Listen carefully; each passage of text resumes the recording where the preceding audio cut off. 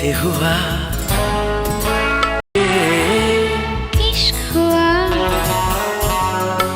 Hello दोस्तों, आप लोग देख रहे हैं आज अंजलि की ये वीडियो क्लिप जिसमें आप लोगों ने देखा है कि अंजलि का बर्थडे आने वाला है। और क्या आप लोग बता सकते हैं कि अंजलि का बर्थडे कब है? अच्छा हुआ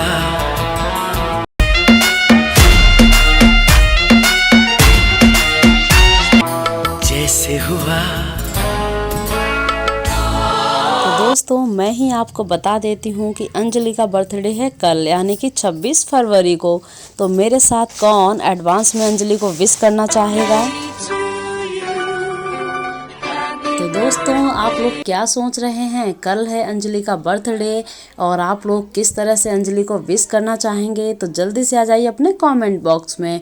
और मैं आपको बता दूं कि अंजलि ने आप लोगों के लिए एक सरप्राइज प्लान किया है।